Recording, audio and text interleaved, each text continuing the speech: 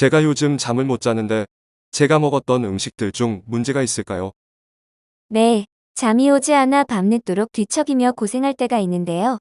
이럴 때에는 늦은 오후 또는 저녁 때 먹은 식품이나 약을 확인해 봐야 합니다.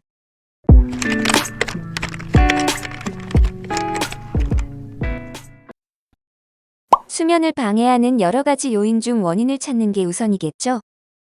수면을 저해하는 행동 또는 식품을 섭취하지 않았는지 점검하면서 불면증 해결의 실마리를 찾을 수 있습니다. 대부분의 사람들이 카페인 섭취가 잠을 잘 이루지 못하게 한다는 사실을 알고 있습니다. 그런데 커피만이 카페인을 함유하고 있는 드링크가 아니라는 점을 주의해야 합니다. 당신이 만약 카페인 때문에 잠을 못 자는 체질이라면 당연히 저녁엔 카페인이 들어간 커피를 먹지 않을 것이겠죠.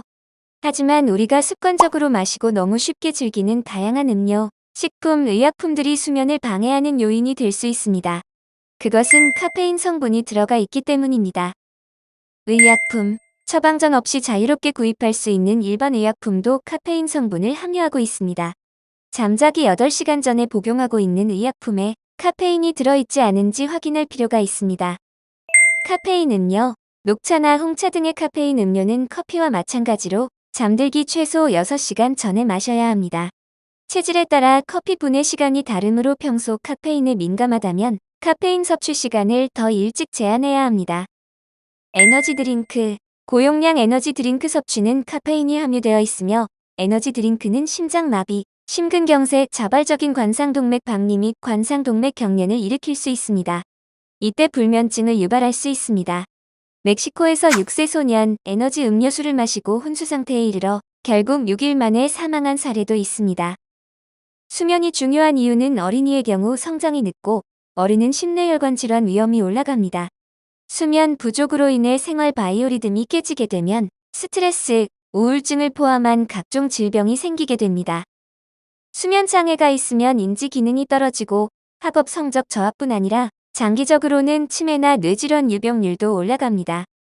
불면증이 생기면 신체 건강에도 나도 모르는 변화가 생겼다는 걸 의미하기에 수면을 잘 관리해야 하는 것입니다. 잠을 못 자는 경우 여러 가지 요인이 있습니다.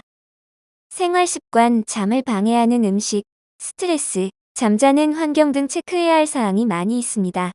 이 중에서 여러 가지 사항을 확인해보고 나에게 문제점이 있는지 원인을 찾는 건 중요합니다. 이 중에 잠을 못 자는 요인 중 약물에 대한 카페인 성분이 있는지 꼭 확인해보면 좋을 것 같습니다.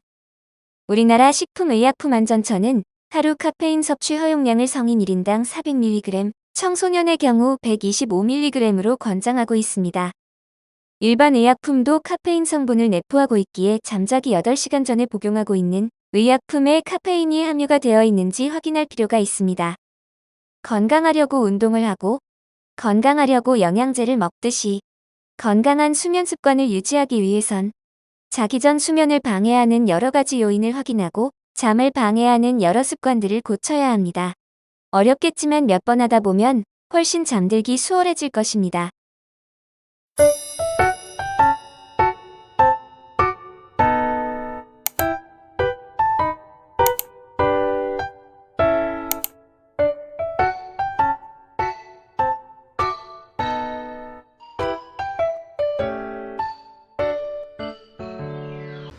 궁금하신 의약품이나 건강기능식품 있으시면 댓글로 남겨주세요.